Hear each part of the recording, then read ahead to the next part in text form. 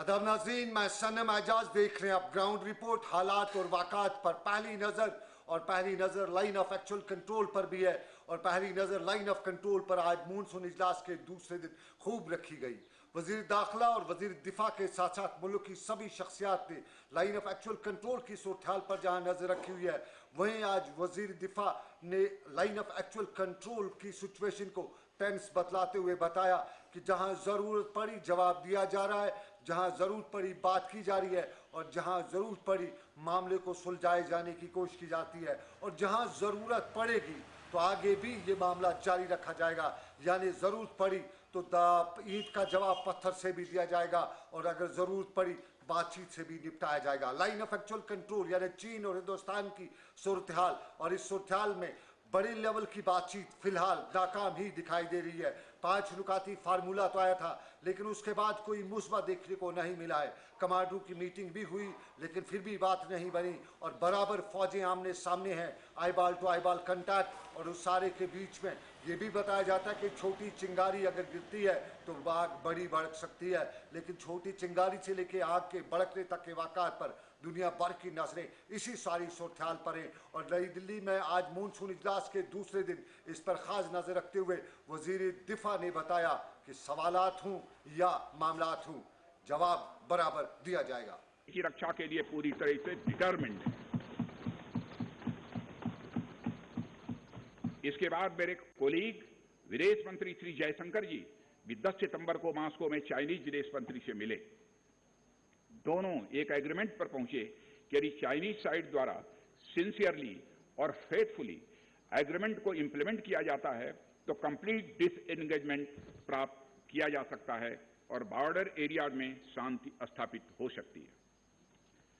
अध्यक्ष महोदय, जैसा कि सभी सम्मानित सदस्यों को जानकारी है कि बीते समय में भी चीन के साथ हमारे बॉर्डर एरियाज में लंबे स्टैंड ऑफ्स की स्थिति यह कई बार बनी है, जिसका शांतिपूर्ण तरीके से समाधान भी किया गया था।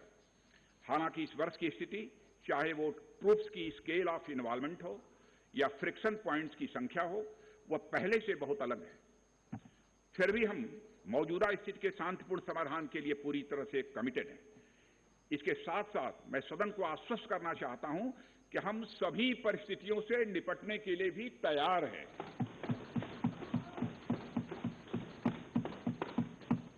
साथ ही सीमा क्षेत्र में तैनात अपने बहादुर सेना के जवानों के शौर्य, पराक्रम और सीमा की सुरक्षा के प्रति उनकी प्रतिबद्धता पर पूरा इस सदन ने विश्वास व्यक्त किया है। अध्यक्ष महोदय और अध्यक्ष महोदय, मैं आपको यह विश्वास दिलाना चाहता हूं कि हमारे आर्म फोर्सेस के जवानों का जोश एवं हौसला बुलंद है, इस पर किसी को संदेह नहीं होना चाहिए।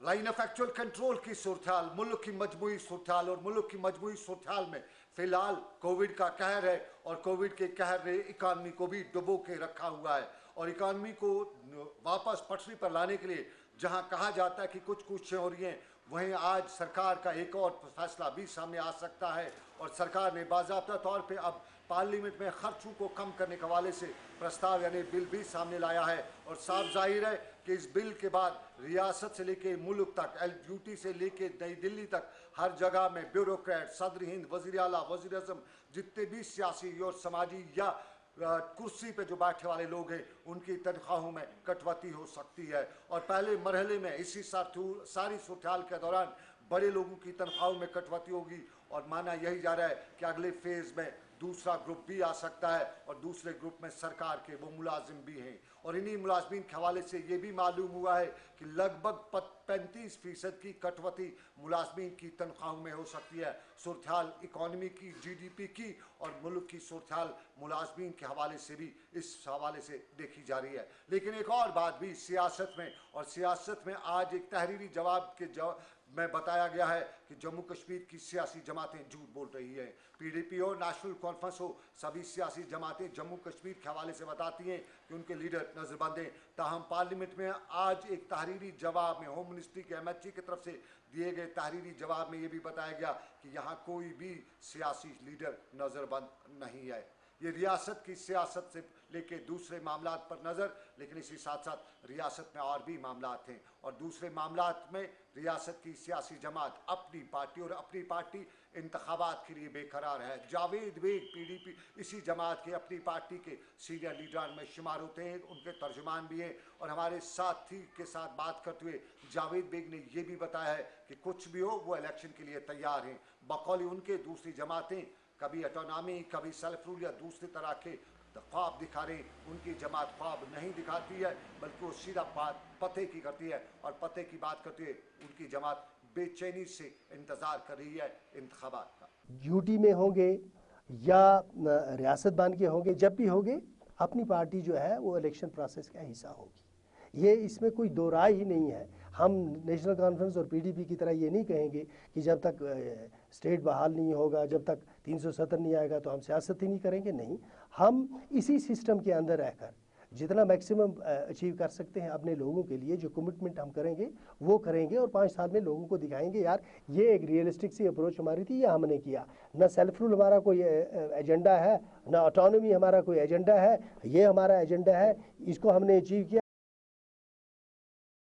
सियासी जमात और अवामी मामलात और सियासी जमातों के साथ साथ अवामी मामलात में कोविड का कहर जारी है और रियासत के साथ साथ अब सरकार कोविड के एक तरफ रखते हुए यहाँ पे दूसरे मामलात पर भी नजर रखी है। कल रियासत के एलजी ने प्रेस कॉन्फ्रेंस में बैक टू विलेज का ऐलान किया और ये भी बताया कि एक नया मुआरका सर किया जा सकता है। अगले हफ्ते के हवाले से बताया कि खुशखबरी भी होगी, लेकिन बैक टू विलेज के हवाले से ये भी उन्होंने बताया कि जितने भी मामलात हैं, जितने भी रुके पड़े काम हैं, उनको मुकम्मल किया जाएगा।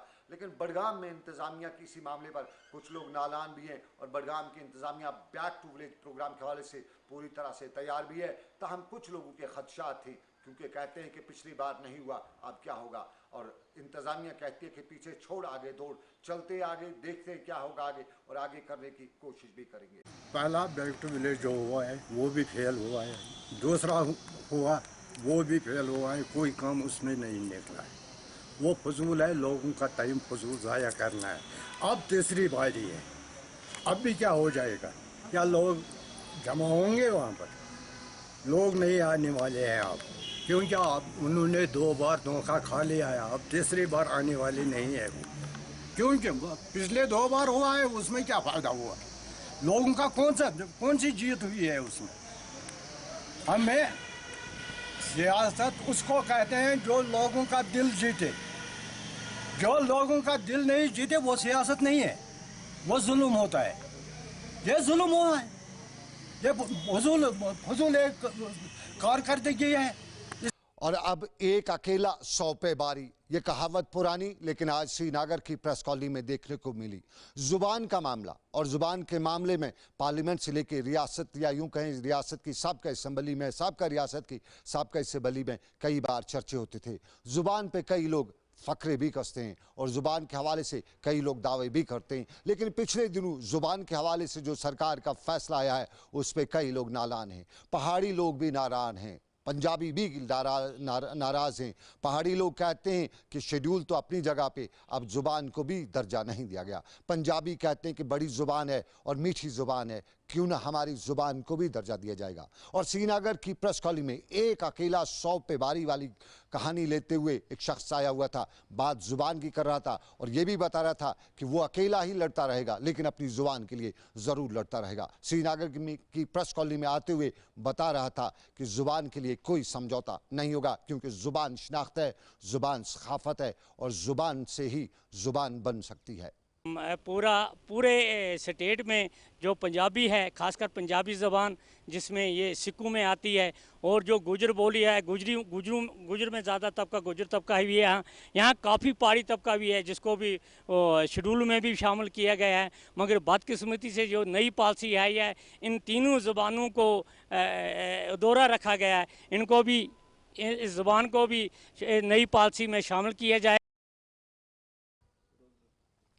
और चलिए, अब उस्ताद हमारे लिए मोहतरम है और उसका एहतराम हम पे वाजिब है, लेकिन उस्ताद नालान भी है। उस्ताद आज कुछ और बता रहा था। ट्रेनिंग के नाम पे उस्ताद को कई जगहों पे बेइज्जत करने की कोशिश की गई है, ये इल्ज़ाम उस्ताद लगा रहा था और श्रीनगर में सरकार तक ये बात पहुंचाते हुए बताना चाहता था कि उस्ताद की इज्जत है, उस्ताद को बेइज्जत क्यों किया जाता है ट्रेनिंग के नाम पे, मामलात के नाम पे। एक तो वो ट्रेंड है और फिर उसको ये बताना वो पढ़ा लिखा है और उसको बताना है कि अनट्रेंड को ट्रेंड किया जाता है, और फिर उस पर साथ साथ इस ट्रेनिंग के हवाले से जो भी मामला थे वो कहीं न कहीं उस्ताद को ज़रूर चुभते हैं, और उस्ताद इसी को लेकर श्रीनगर में बात पहुंचाने की कोशिश कर रहा था। एक पर्टिकुलर कम्युनिटी को, पर्टिकुलर ग्रुप को, teacher grade 2nd and 3rd, यहाँ तो मैं कहूँगा हज़ारों टीचर्स ऐसे हैं जो लोअर ग्रेड से प्रमोट हुए हैं टीचर, वो ट्रेंड भी नहीं हैं, और बहुत से teacher directly without any interview department में आए हैं तो उनकी ट्रेनिंग भी नहीं हुई है। तो ट्रेंड टीचर को ट्रेनिंग देना ये कहाँ का इंसाफ है, और जो अनट्रेंड है उनको इससे हम चाहते हैं जो इम्पैक्ट ट्रेनिंग है, अगर वो for development of the education skills of a teacher तो हम इसको वेलकम करते हैं, लेकिन if it is for the victimisation of a teacher, particular teacher community, तो पूरी जम्मू कश्मीर की जो टीचर्स कम्युनिटी वो उसके खिलाफ सफारा होगी, और उसके जो भी नताइज होंगे हमारे एजुकेशन के हायर ऑफिशियल उसके जिम्मेदार होंगे। और चलिए HDFC की बात करें। रियासत के तालीम के निज़ाम पे सवाल कई तो उठे हैं, महकमे सेहत तो सवालात के कटघरे में खड़ा हुआ है, ख़ास तौर पे इंफ्रास्ट्रक्चर के हवाले से। और फिर कभी सरकार ने HDFC के हवाले से भी मुलाजमीन की एक बड़ी तादाद भर्ती की थी। बताया यही था कि HDF से जो इनकम होगी, हॉस्पिटल डेवलपमेंट फंड से जो इनकम होगी वो इन मुलाजमीन को दी जाएगी, तनख्वाह दी जाएगी, उससे उनका भी गुजारा होगा, जॉब भी उनको मिलेगा। सरकार का ये फैसला बरवक्त था, बरकदम था, लेकिन सरकार के इस फैसले के बाद अब आज नई कहानी शुरू हो रही है, और नई कहानी ये है कि कोविड के नाम पर अस्पताल बंद हैं और अस्पतालों में कोई इनकम नहीं है। इन लोगों से ड्यूटी ली जाती है, कोविड की ड्यूटी ली जाती है, ख़तरनाक ड्यूटी ली जाती है। कई लोग इनके बीमार भी हुए हैं, कई लोग पॉजिटिव भी हुए हैं, और साफ जाहिर है अस्पताल में काम करते करते किसी कोविड पॉजिटिव से कांटेक्ट में आके पॉजिटिव हुए, लेकिन उनको तनख्वाह नहीं दी जाती है। और श्रीनगर के बड़े अस्पतालों में रहनावारी भी आता है। श्रीनगर के साथ साथ वादी के दूसरे इलाकों में बड़े अस्पताल आते हैं जहाँ HDFC पर तो लगे हैं लेकिन तनख्वाह नहीं दी जाती है, और यही मामला वो सरकार तक भी पहुँचाना चाहते थे कि ख़तरे में है लेकिन ना उन्हें इंश्योरेंस है ना तनख्वाह है, तो फिर ख़तरा क्यों उनसे। ये एक पहलू, लेकिन दूसरे पहलू पर भी चलेंगे। हमारे कुछ अस्पताल बड़ा काम भी करते हैं, बड़ा नाम भी कमा चुके हैं, कुछ जगहों पे सवालात खड़े होते हैं और कुछ जगहों पे मामलात और तरह के भी देखे जाते हैं। लेकिन जो कुछ हमने आज देखा वो पुलवामा में भी हमने देखा। पुलवामा का ज़िला अस्पताल, और ज़िला अस्पताल के हवाले से हमें कुछ लोगों ने बताया कि वहाँ OPD नहीं चल रहा है। जब हम वहाँ खुद गए तो मालूम हुआ कि सब कुछ चल रहा है, और आदाद शुमार हमें इस तरह के मालूम हुए कि जहाँ एक तरफ हॉस्पिटल में कोविड भी चल रहा है, कोविड के पेशेंट का इलाज चल रहा है, वहीं दूसरी तरफ OPD में पेशेंट्स को देखा जा रहा है, डॉक्टर काम कर रहे हैं, और OPD के बाज़ाब्ता तौर पर रजिस्ट्रेशन होती है, टिकट सेल होती है, और यहाँ के डॉक्टरों से लेकर दूसरा अमला सभी खिदमत करता है। और पुलवामा के अस्पताल के बारे में कुछ नाज़रीन ये ना जानते होंगे कि वहाँ के एक डॉक्टर की मौत भी पॉजिटिव होने की वजह से हुई है। पांपोर का रहने वाला डॉक्टर पुलवामा में ड्यूटी था, पॉजिटिव हुआ, श्रीनगर के इस अस्पताल सूकरौरा में पहुंचाया गया जहां जिंदगी की वो जंग हार बैठा। लगभग 30 से ज़ायद यहां के मुलाजिम पॉजिटिव भी हुए हैं कोविड के साथ, लेकिन हिम्मत और मेहनत से काम करते हुए आज भी अपना काम कर रहे थे। वो अलग बात है कि पहले OPD 2000-2500 के होता था, लेकिन आज OPD कम है। आज बाद दोपहर तक OPD करीबन 500 था, और कुल मिला के OPD से लेके जो पुराने केसेस दोबारा आते हैं जिनको टिकट नहीं होती, नई टिकट नहीं दी जाती है, वो लेके लगभग 700 पेशेंट्स का आज डॉक्टरों ने काम किया था, वहाँ पे इलाज किया था। लेकिन कमी वहाँ स्टाफ की थी, कर ज़रूर महसूस की जा रही थी। कुछ स्टाफ को कोविड सेंटर्स में ट्रांसफ़र किया गया था, कुछ को क्वारंटीन सेंटर्स में ट्रांसफ़र किया गया था, और कुछ को इस डिस्ट्रिक्ट हॉस्पिटल में रखा गया था। और यूँ वहाँ पे कमी डॉक्टरों की थी, लेकिन फिर भी जान फिशानी से काम करते थे। काम का खुमार या काम का बुखार कुछ ज़्यादा होने की वजह से कुछ डॉक्टर्स भी अपने से ज़्यादा भी थे, लेकिन कुछ मामलात में वो काम भी करे थे। साफ जाहिर है उनका वो नज़ला, उनका वो ज़ुकाम थोड़ा बर्दाश्त भी करना पड़ेगा, क्योंकि जिन हालात में, जिन सर्कमस्टेंस में वो काम करे थे वो भी काबिल तारीफ़ हैं, उससे इंसान चिड़चिड़ा हो ही जाता है। लेकिन ओवरऑल सेटिस्फैक्ट्री था, ओवरऑल काबिल तारीफ़ काम था, और ये मिसाल दूसरे अस्पतालों के लिए भी बननी चाहिए थी। मैं कुपवाड़ा के अस्पताल की बात करूँगा, वहाँ पर भी अगर इसी तरह से होता तो बात बन जाती, या श्रीनगर के रहनावारी के अस्पताल में भी ऐसे होता, जहाँ करीबन 30 डॉक्टर हैं लेकिन वहाँ OPD जो है वो होता नहीं है। आईपीडी यानी जो पेशेंट्स आ रहे हैं वो कोविड के आईपीडी है और लगभग 1000 के करीब कुल पेशेंट्स अब तक वहाँ देखे जा चुके हैं। तो कुल मिला के कहीं अगर मुकाबला करें तो मुकाबले में पुलवामा को नंबर ज़्यादा आते हैं। और जहाँ शहर से लेकर कुपवाड़ा तक के अस्पतालों में अगर वहाँ का अमला देखे तो कहीं न कहीं सीख पुलवामा से ले सकता है। ये पुलवामा की बात, लेकिन हंदवाड़ा के बाज़ार की बात भी करें। और हंदवाड़ा के बाज़ार में जो सूरत हाल है वो उससे कई लोग परेशान भी हैं। हंदवाड़ा के बाज़ार में लोगों ने हमें बताया कि वहाँ पे सरकार ने बड़ी रकम खर्च की, तामीर और तरक्की का एक नया दौर शुरू करने का ऐलान किया, लेकिन तामीर और तरक्की के हवाले से रकूमात भी खर्च की। वो कहाँ खर्च हुई, वो किस तरह खर्च हुई, वो हंदवाड़ा के लोग उस पर नालान भी है।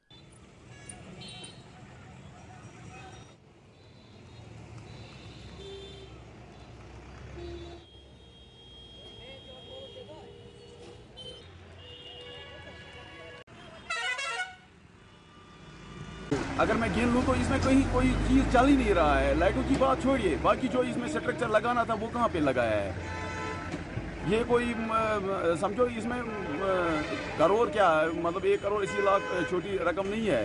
तो मुझे लगता है कि इसमें ये होनी चाहिए थी कंप्लीट। आपको नहीं लगता है किसकी लापरवाही है?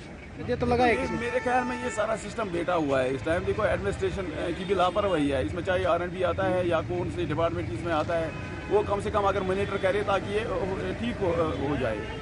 लेकिन बदकिस्मती की वजह से इसमें भी देखो ये तो मेन चौक में है, सब लोग देखते हैं, मीडिया भी इस पे आता है, या मतलब पूरा हंदवाड़ा देख रहे हैं लोग। जब ये काम इसमें जब मैं नहीं कह रहा हूँ गपला, ये ठीक नहीं हुई है काम, अगर इसमें भी कोई गड़बड़ हुआ है, ये मेन चौक में है, तो बाकी चीज़ों के जो बाकी डेवलपमेंट है जहाँ के भी हो रहे हैं, तो इसमें क्या फिर कैसे हम भरोसा कर सकते हैं कि वहाँ पे कोई काम हो रही है। हंदवाड़ा में तामीर और तरक्की, लेकिन इन दिनों सरकार कई सड़कों पर मैगडमाइज कर रही है, तामीर और तरक्की कर रही है, लेकिन मैगडमाइज के हवाले से अक्सर इलाकों से हमें शिकायतें बताई जाती हैं, मासूल हो रही हैं शिकायतें, और यही बताया जाता है कि जो पैरामीटर्स मैगडमाइज करने के हैं वो पूरे नहीं किए जाते हैं। इंजीनियर ख़ास नज़र नहीं रखता है, अफसरान देखते नहीं हैं, मुकामी लोग बताते हैं लेकिन उनकी कोई सुनवाई नहीं होती है। और कुल मिला के हालात और मामलात मैगडमाइजेशन के वो नहीं हैं, वो पैरामीटर्स नहीं पूरे किए जाते हैं जो मखसूस हैं। और हुकाम से यहाँ कई जगहों पे हमें लोगों ने बताया कि इस मामले में थोड़ी तहकीकात हो तो बात बन सकती है। और श्रीनगर में आज मुजाहिरा भी था, और मुजाहिरा असातिज़ा का था, +2 लेक्चरर्स का था, और ये मुजाहिरा करते हुए वो बता रहे थे कि सरकार ने दावे किए, कंट्रैक्चुअल से लेकर परमानेंट तक के सभी दावे, और उन दावों के बीच में सरकार उनके दावों को आज भी पूरा नहीं करी है। इन हालात में जब कहीं कसम पुरसी है, कहीं खतरात हैं, और फिर भी उनके वादे पूरे नहीं किए जाते हैं। हमारी सैलरीज बंद है, हमारे लड़कों को सरप्लस कोटा में डाला गया है, हमारे लड़कों को, हमारी फेटर्निटी को अनजस्टिफाइबल ट्रांसफर से रिप्लेस किया गया है। और ये जुल्म कब तक हम बर्दाश्त करते रहें, ये यूज़ एंड थ्रो का सिस्टम हम कब तक बर्दाश्त करते रहें। इसलिए हमारी आपकी वसातत से गवर्नमेंट हुकाम से गुजारिश है कि हमारी जो देरीना मांग है रेगुलराइजेशन पॉलिसी की, जॉब पॉलिसी की, उसको बरसरी कर लाया जाए और हमारी ये डिमांड जल्द अज जल्द एक्सेप्ट की जाए, पूरी की जाए। और नहीं तो हम जो सिस्टम में 2300 लड़के काम कर रहे हैं जम्मू एंड कश्मीर कॉलेजेस में, हम अपनी फैमिलीज़ के साथ स्ट्राइक पे आ जाएंगे। श्रीनगर में लेक्चरर मुजाहरे पे तो पटन के इलाके में भी मामला कुछ ऐसा ही था, लेकिन वहाँ मामला ये नहीं था कि सरकार नहीं करी है, लोकल इंतज़ामिया के हवाले से वहाँ नालान थे असातिज़ा शोबे तालीम से जुड़े लोग। शोबे तालीम से जुड़े लोग ये बता रहे थे कि कोविड टेस्टिंग के नाम पे भी कहीं न कहीं उस्ताद को बेइज्जत किया जाता है, और जो कुछ भी उनके साथ हुआ है वो काबिल माफ़ी भी नहीं है। तो मैंने इनसे कहा कि कम से कम डिसिप्लिन मेंटेन करो, पता नहीं वो छोटे मुलाजिम थे, उन्होंने वापस कहा है ना तो जुम्मे कानून की जैसे कोई ये मुझे कह रही सर कोई बात नहीं, आप सेपरेट रूम में बैठे, लेकिन मैंने कहा नहीं, प्रोटोकॉल ये नहीं कहता है। All the faculty members from the higher secondary Patan and other institutions have arrived here at Patan Hospital, Trauma Hospital Patan. It was very unfortunate for the community of the teachers on our sake, because there was no arrangement for the teachers, for the lady staff and for the others. Unfortunate enough to say that a few of our teachers, उनको bleeding हो गई from the nose, and there was no first aid or any arrangement for seating arrangement or any facility which was provided by the hospital authorities to the coming teachers regarding this COVID-19 epidemic. As we know already that we have to be aware about it. We have to take our tests because क्यों कर रहे हैं हम for the students, for the family. But here there was no arrangement. और जो इनका behavior है, they said that it was a rude behavior. ये उस्ताद की बात, लेकिन हमारे बच्चे भी बड़े परेशान हैं। प्रधानमंत्री के हवाले से खसूसी रिलीफ दिया जा रहा है। बच्चों को 10 से लेके 1 से लेके 10 तक लगभग बच्चों को 1000 रुपए का रिलीफ दिया जाएगा। उनके लिए इंसेंटिव्स रखे गए हैं ताकि वो तालीम को आगे बढ़ाया जा सके। लेकिन इस 1000 रुपए को हासिल करने के लिए इनकम सर्टिफिकेट ज़रूरी लगाई गई है। इनकम सर्टिफिकेट तो ठीक है, लेकिन इस इनकम सर्टिफिकेट को हासिल करने के लिए इस बच्चे को, उस वालिद को कितने पापड़ बेलने पड़ते हैं ये वही जानता है जो रेवेन्यू डिपार्टमेंट तहसीलदार से लेके नायब और नायब से लेके गिरदावर और गिरदावर से लेके पटवारी के चक्कर काटते काटते खर्च करता है। अक्सर अगर देखा जाए तो एक चक्कर पे 300 रुपया, तो कुल मिला के अगर 10 चक्कर हुए तो उस वालिद को 3000 रुपया खर्चा करना पड़ते हैं एक इनकम सर्टिफिकेट हासिल करने के लिए, और बाद में उससे वापस मिलेगा उसके बच्चे को 1000 रुपया मिलेगा। यह अफसोस की बात ज़रूर है क्योंकि देश एक है, अब यूनियन टेरिटरी है, अब 370 भी नहीं है। वही कानून दिल्ली का है, वही कश्मीर का भी है, लेकिन दिल्ली में इस मामले के लिए इनकम सर्टिफिकेट नहीं लाना है। वहाँ स्कूल जो भी लिखेगा उसका फार्म एक्सेप्ट किया जाएगा। लेकिन कश्मीर में ये कानून क्या है, ये कुछ नई कहानी है, क्योंकि यहाँ साथ में इनकम सर्टिफिकेट का तुक्का लगा दिया है और यूं बच्चे और उसके पेरेंट को खुली धूप में रेवेन्यू डिपार्टमेंट के दफातर के चक्कर लगाने पड़ता है, तहसीलदार के दफ्तर के बाहर बैठना पड़ता है। तो हुकाम से ये भी गुजारिश कि 1000 रुपया दे के आप तो एहसान कर रहे हैं, लेकिन उस इतना ना करिएगा कि उसको परेशान होना पड़े। तो फिलहाल आज के ग्राउंड रिपोर्ट से बस इतना ही। मुझे मेरे साथी आबिद कादिर के साथ दीजिए इजाज़त। ऊपर वाले की रही मर्जी, फिर करेंगे आपसे मुलाकात। आप रखिए अपना ख्याल। अल्लाह हाफिज़।